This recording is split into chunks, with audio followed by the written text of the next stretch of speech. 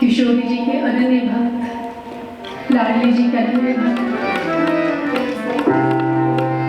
जवाहर कला केंद्र के जितने भी कमेटी के सदस्य हैं जिन्होंने इतना सुंदर कार्यक्रम आज राधा रस संकीर्तन महोत्सव यहाँ पर आयोजित कराया है, आप सभी को मेरा व्यासपीठ से जय श्री राधे, जय बिहारी जी की।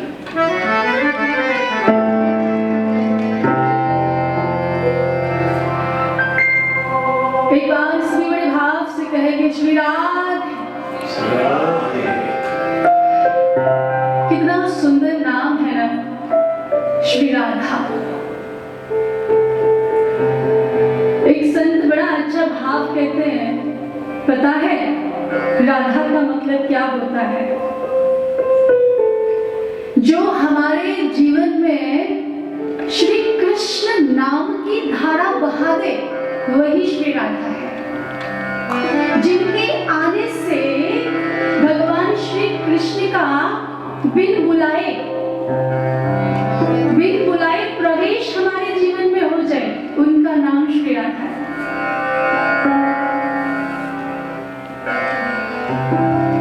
संतजन प्राय ऐसा बोलते हैं, देखो हमारी क्या औकात है कि हम हमारी स्वामिनी श्री राधा रानी के बारे में किसी को बताएं।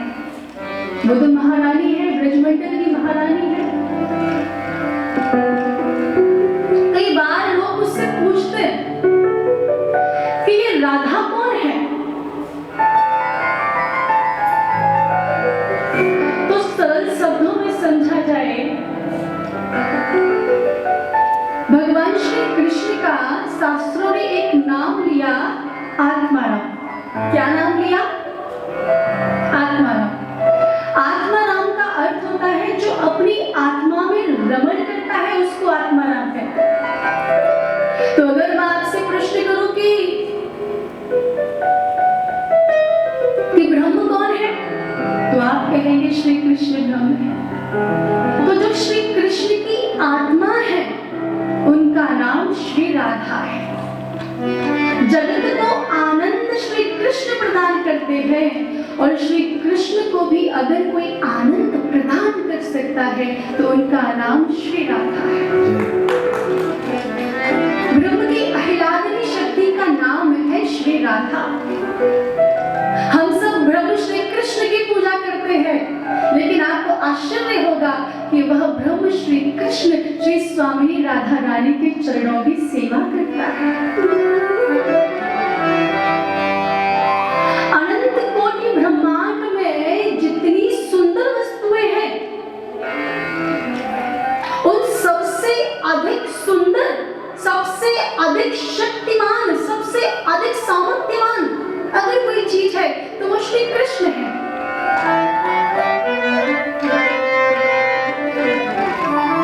लेकिन वह सर्वशक्तिमान श्री कृष्ण भी जब श्री किशोरी राधा रानी की तरफ देखता है ना, तो वह सर्व सामर्थ्यवान श्री कृष्ण भी किशोरी जी के तेज को देखकर मूर्छित हो जाता है।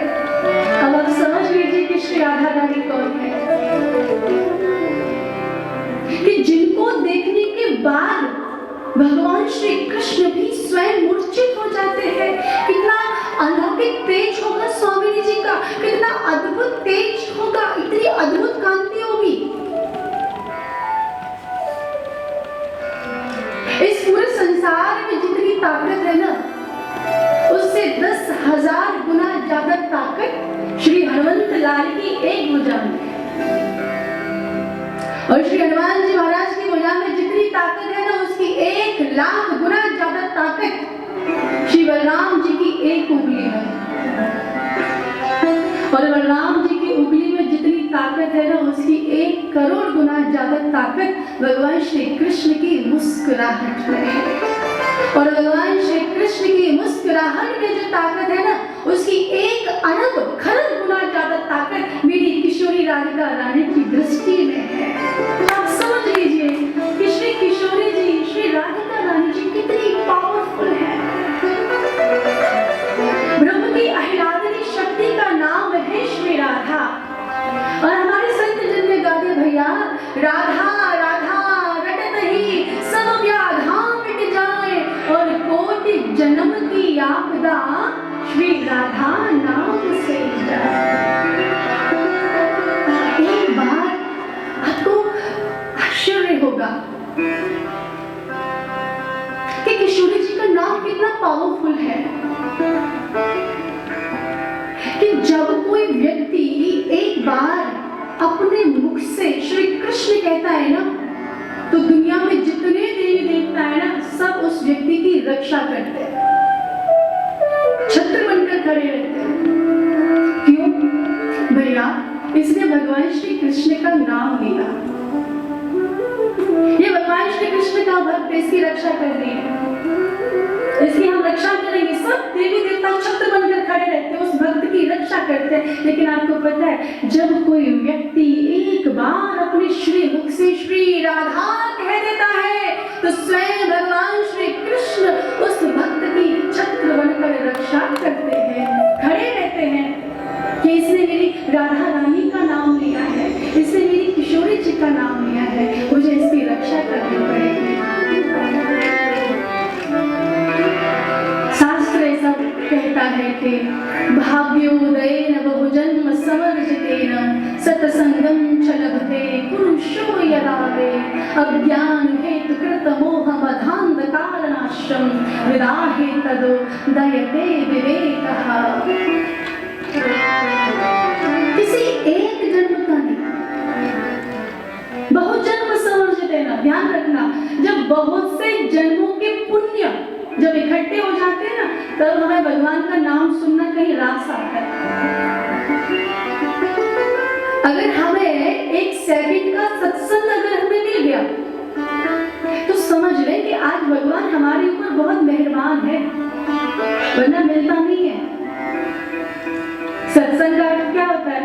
सत्य यानी अविनाशी परमात्मा, संग यानी साथ, जो अविनाशी परमात्मा से हमारा मिलन करा दे उसको सत्संग कहते हैं। जहाँ भगवान से हमारा मिलन हो जाए वो सत्संग है।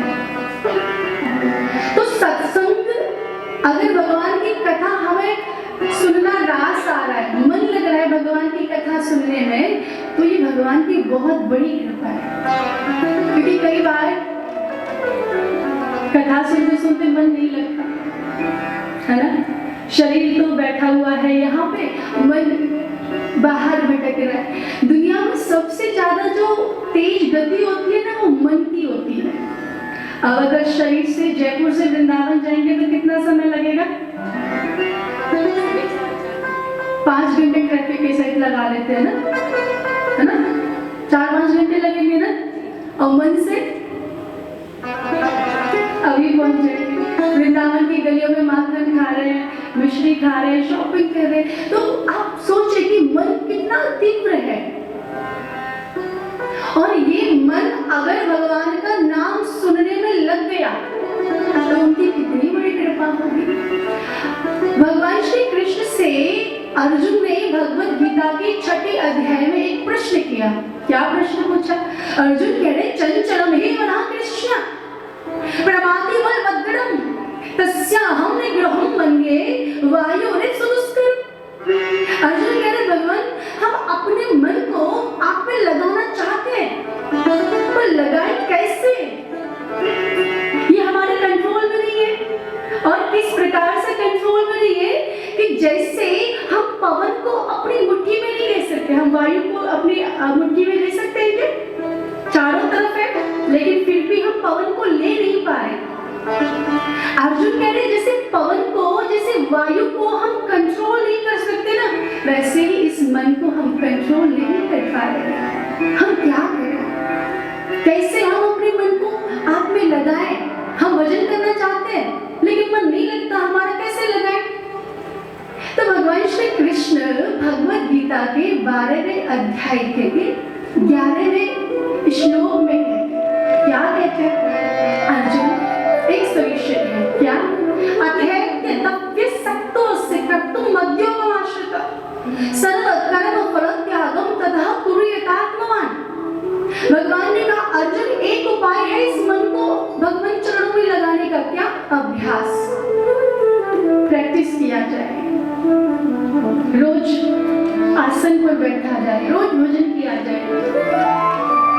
आज मन नहीं लगेगा, कल नहीं लगेगा, परसों भी नहीं लगेगा, लेकिन कभी तो लगेगा।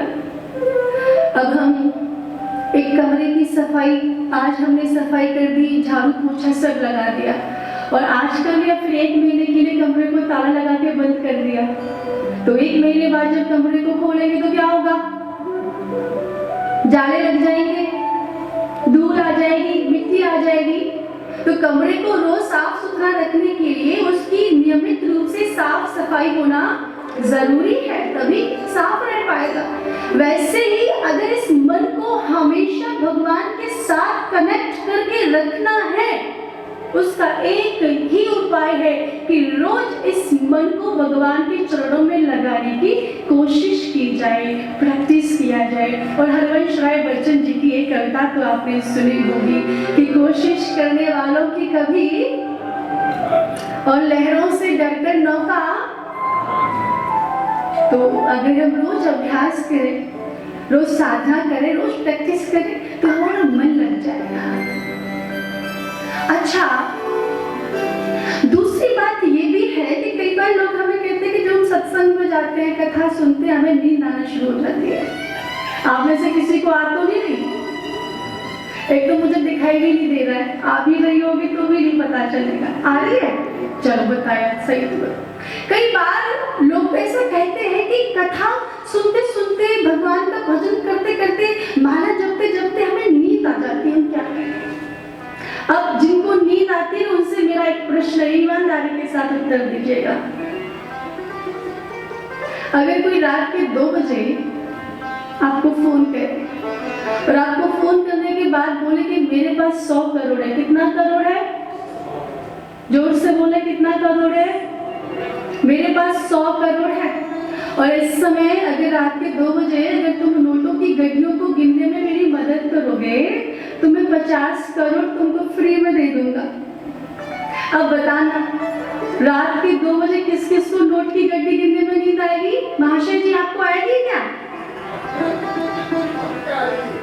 नहीं आएगी। लोग कहते हैं आएगी कि साल भर तक शायद आई ही नहीं, महीने भर तक शायद आई ही नहीं।